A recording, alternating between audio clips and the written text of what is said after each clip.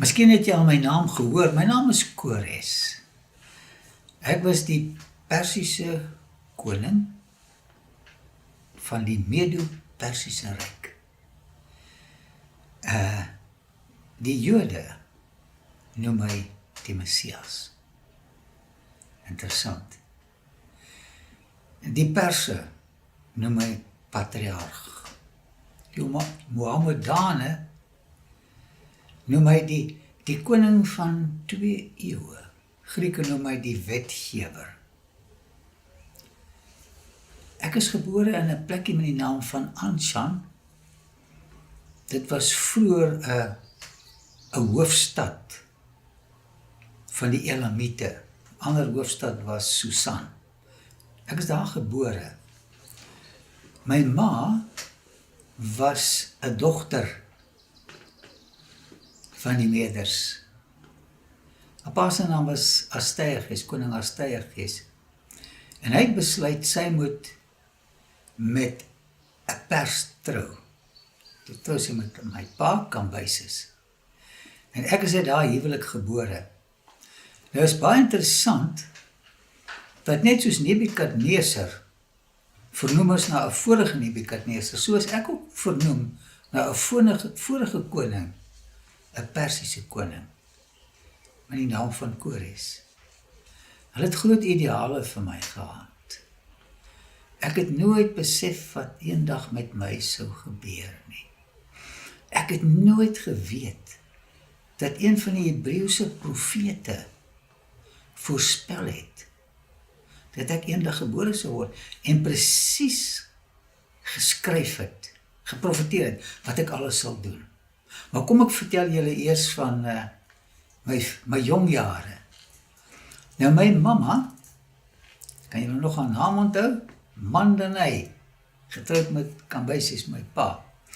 Sy was baie huisvas en ons het dikwels vir my oupa gaan kuier, haar pa, koning Astyages van Ekbatana, die hoofstad van die Meders. Maar daar het ek ook my oom ontmoet, my ma se suster. Sy naam was Seageres die tweede. Nou hy is ook vernoem na Seageres die eerste, wat saam met Nabopolassar, die pa van Nebukadneser, die Assiriese ryk verower het. So hier is 'n baie ryk geskiedenis waarna ek kyk.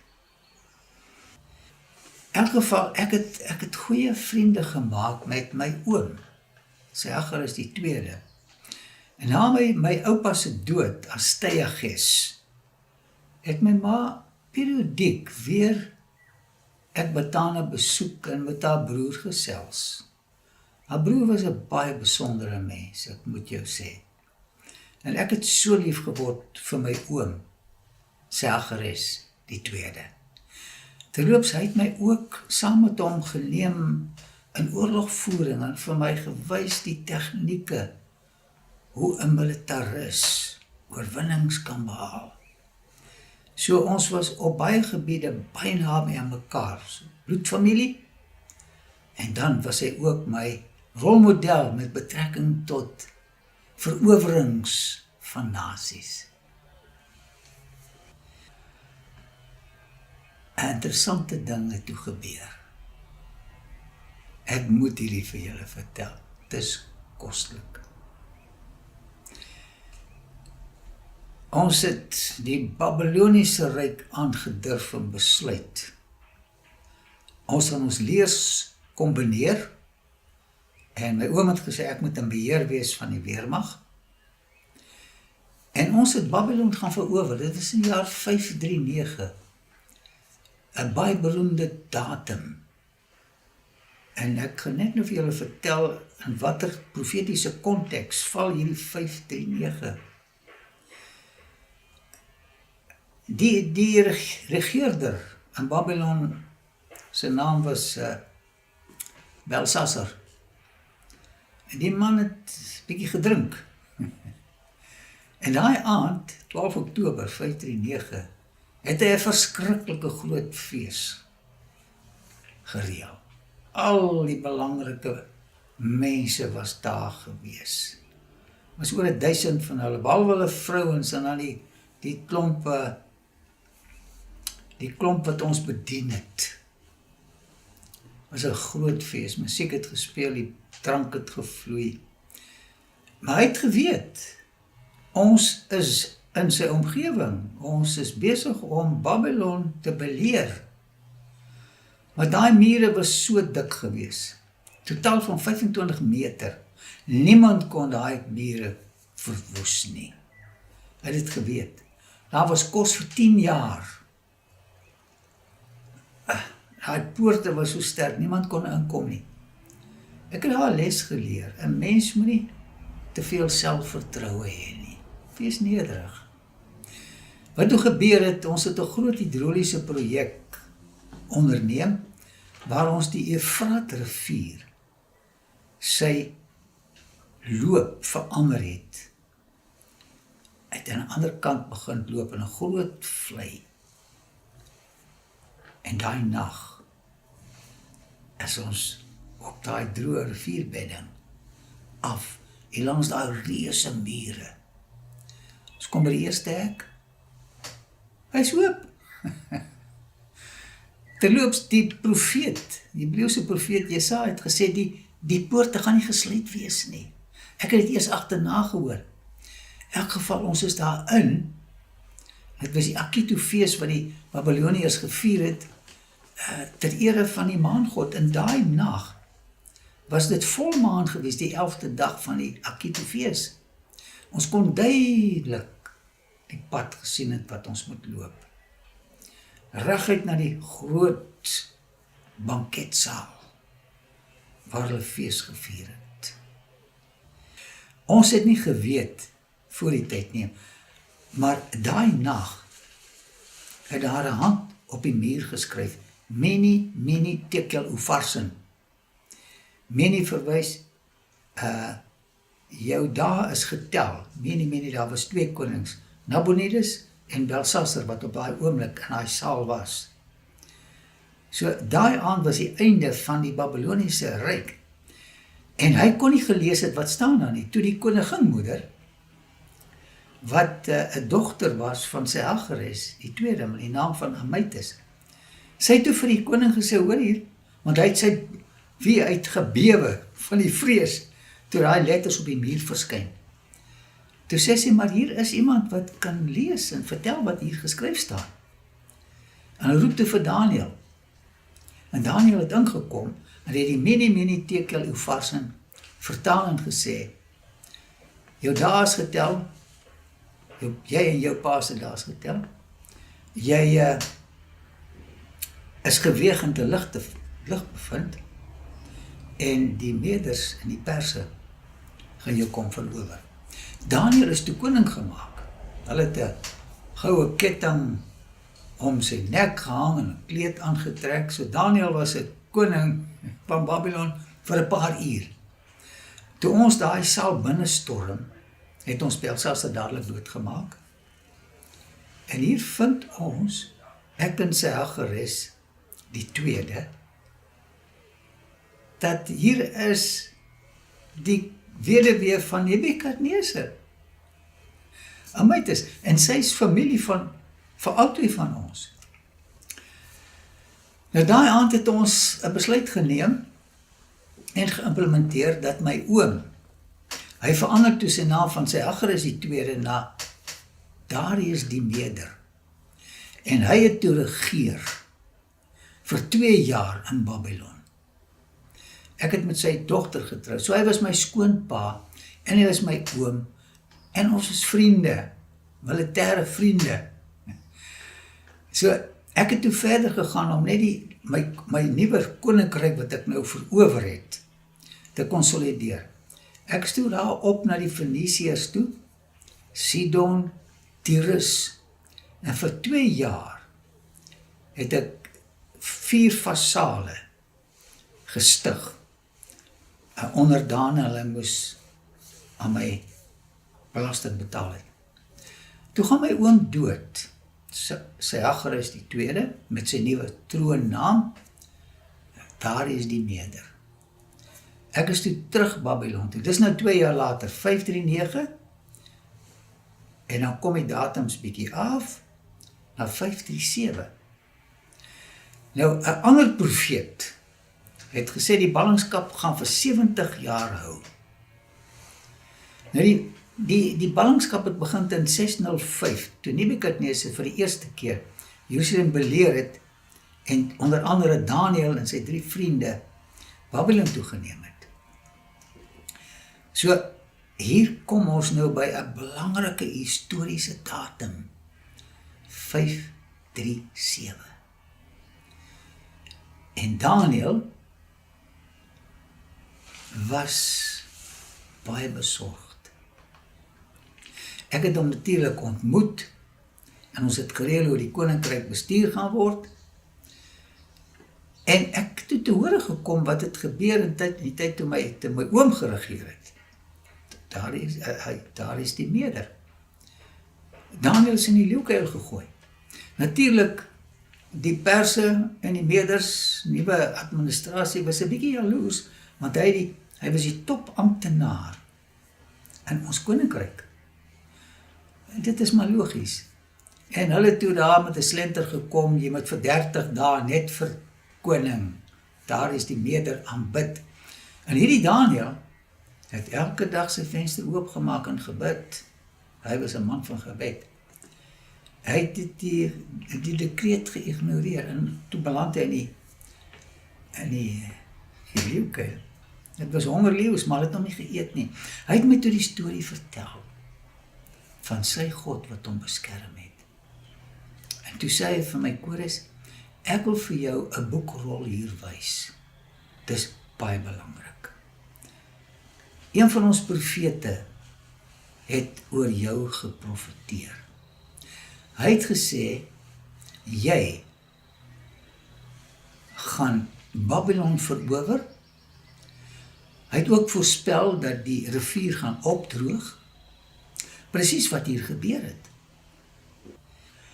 Maar wie ek hoor is, dit is nou 70 jaar later. Die profesie moet hierdie jaar vervul word. En dit is wat Jesaja gesê het, wat jy alles gaan doen. Hy noem jou 'n herder. Hy noem jou die gesalfde, wat 'n titel is, wat ons in ons Joodse geloof uitsluitlik vir die Messias gebruik. So jy gaan 'n messiaanse werk doen. Jy gaan verlossingswerk doen. Jy gaan ons mense uit Babylon verlos. Jy gaan hulle emancipeer.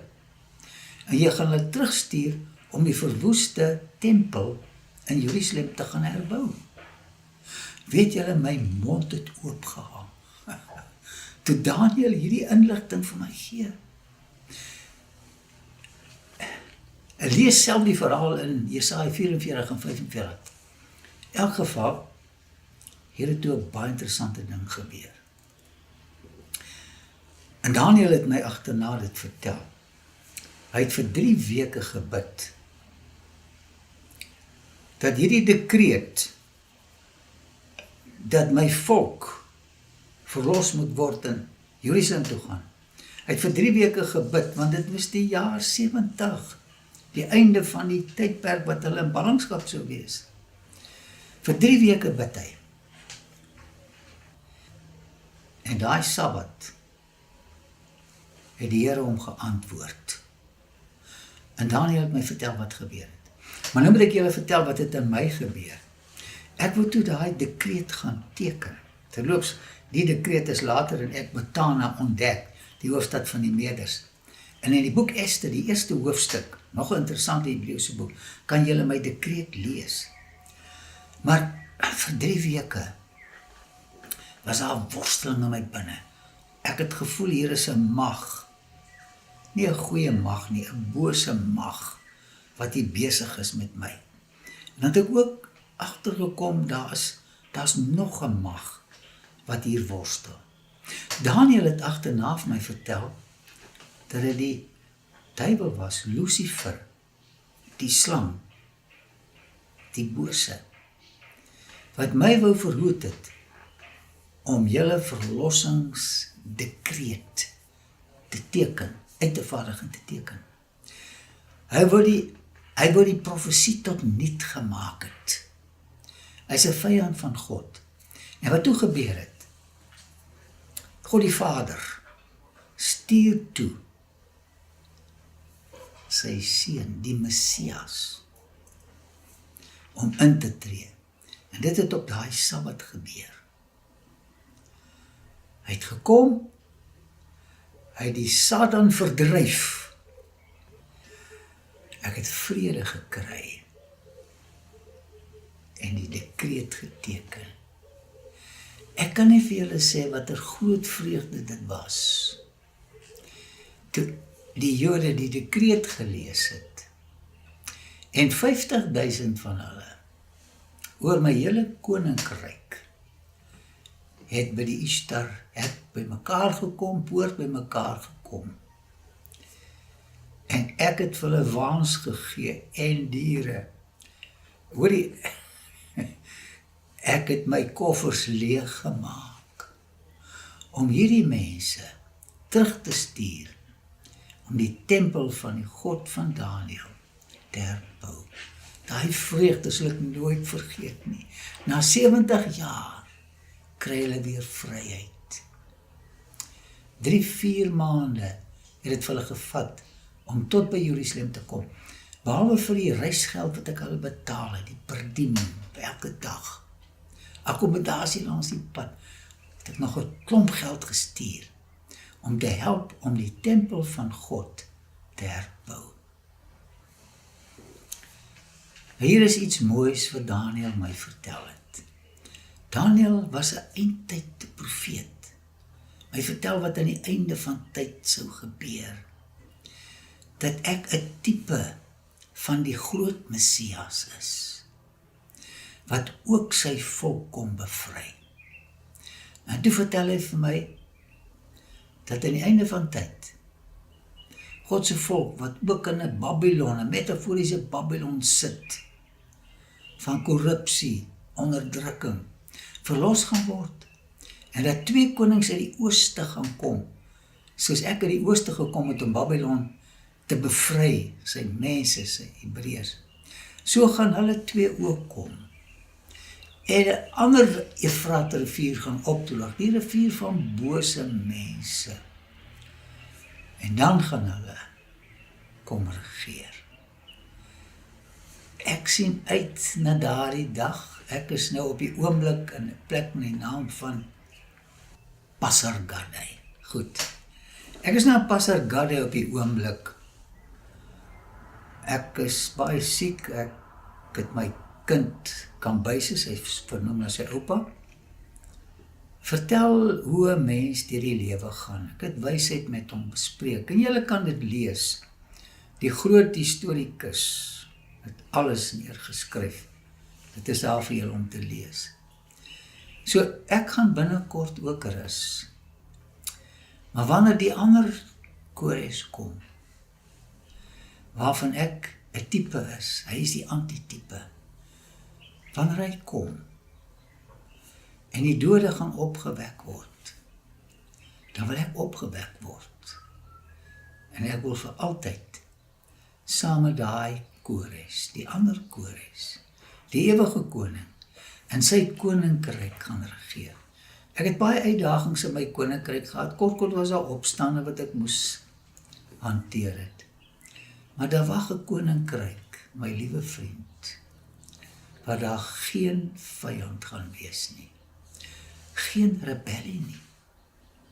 Daar gaan vrede wees, wat gaan eksponensieel toeneem in ons binneste. Ek wil daar wees en ek wil jou nooi, om jouself ook gereed te maak, vir die koms van die groter Kores. Liefdevolle Vader, dankie vir beloftes in die woord, van 'n ander Kores wat gaan kom, om ons uit die sonde van Babyloniese knegskap gaan verlos. En ons na die nuwe Jerusalem toe te vat, sonder betaling. Want op Golgotha is die rekening vereffen, en die skatte van genade is oorvloedig en sal ons in staat stel om van hier tot op die nuwe Jerusalem aan te kom. Help ons in Jesus naam. Amen. Baie dankie dat jy na die aanbieding gekyk het, ons waardeer dit. Klik hier om in te teken op ons kanaal. Dan kan jy op die klokkie klik en kennisgewing kry van toekomstige gebeurtenisse. En klik hier om na die volgende aanbieding te kyk. Ek wil julle baie graag weer sien. Totsiens.